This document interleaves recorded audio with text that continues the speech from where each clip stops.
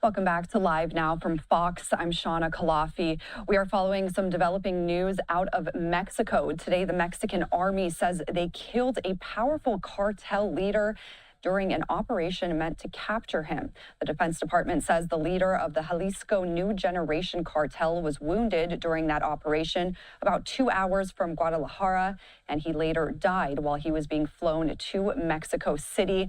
And this is a very powerful cartel there in Mexico. The leader now killed by the Mexican army, according to the Defense Department there.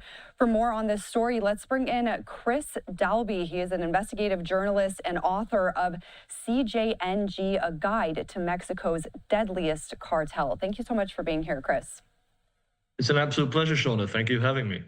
So you actually wrote a book about this particular cartel. The CJNG, the Associated Press, calls it the most powerful cartel in Mexico. The U.S. Deputy Secretary of State described the leader as one of the most ruthless drug kingpins in the world. Can you tell us more about this? Absolutely.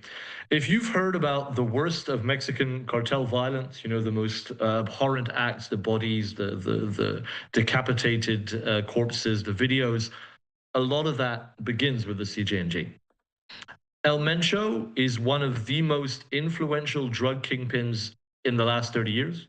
I would put him at the same level as Pablo Escobar and El Chapo when it comes to the quantity of drugs that his organization has moved in Mexico, in the United States, and further abroad.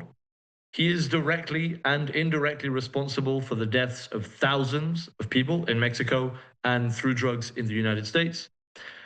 The problem is that while he absolutely deserved to face justice, removing him removes the man who kept the CJNG united. And while the CJNG is extremely violent, by far the most violent cartel in Mexico, removing him will likely lead to 5 or 6 of his lieutenants turning on each other and ramping up the level of violence to perhaps record levels in Mexico to control the CJNG empire. This isn't just a cartel takedown. It's the removal of one of the most powerful drug traffickers in modern Mexican history, and the ripple effects could extend far beyond Mexico's borders. And that's exactly what I was going to ask you. Now that he's dead, what does that mean for this operation? Who takes the lead? And will there be maybe more retaliation from the cartel now that this has happened? You know, President Trump has rightly designated Mexican cartels as terrorist organizations. And El Mencho had a bounty on his head of $50 million for anyone giving information that led to his capture. As I said, El Mencho needed to face justice. But the kingpin strategy, as we call it, which is where you focus on removing the kingpin, the head of the cartel, and that's your sole focus, has a major problem. Because the kingpins are often the ones controlling an organization. And when they are removed, and we've seen it with Escobar, we've seen it with El Chapo, and we're going to see it with El Mencho, that unifying force, that cult of personality goes away.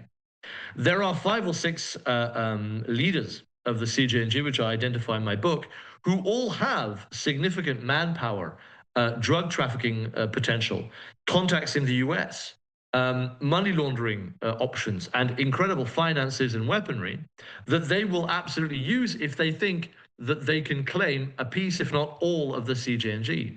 To my knowledge, El Mencho didn't pick a successor. To my knowledge, El Mencho didn't go to his lieutenants and say, when I die or when I'm arrested, this is the next guy.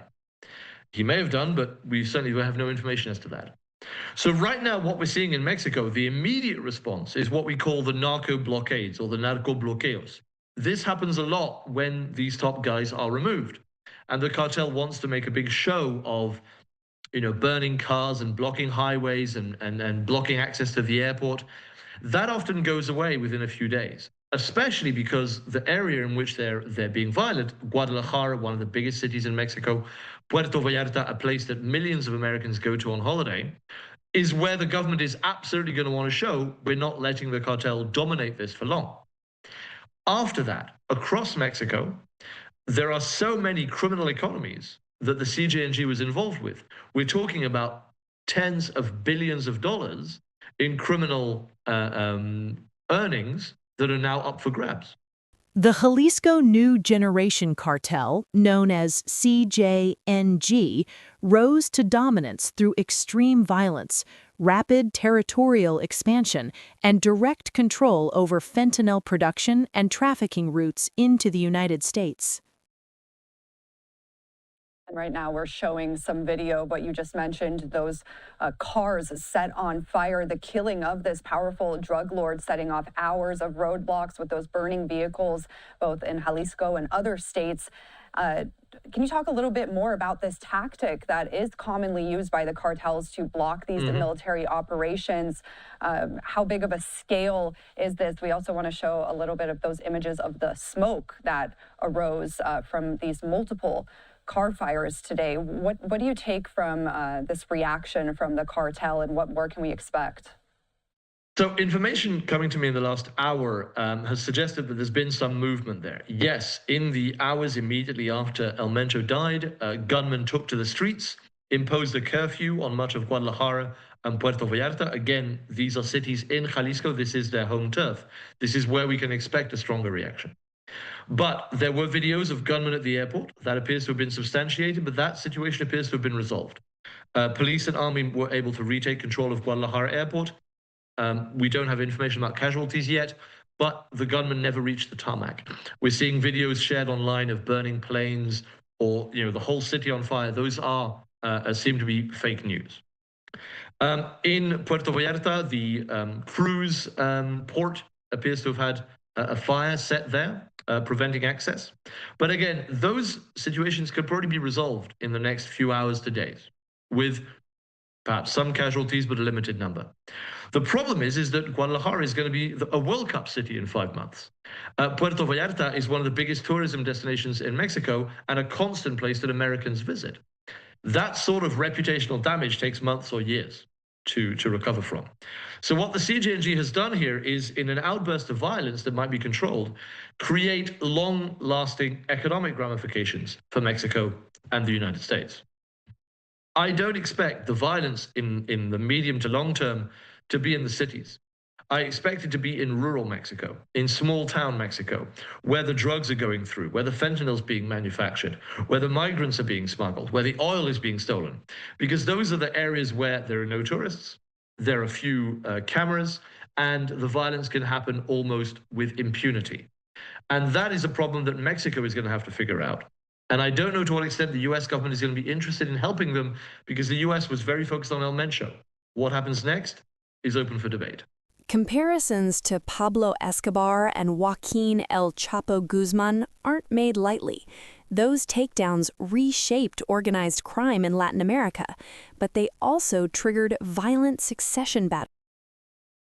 And the Defense Department says that during this operation to capture El Mencho, the Mexican troops came under fire. They ended up killing a total of 7 people, including the cartel leader. They also seized some armored vehicles.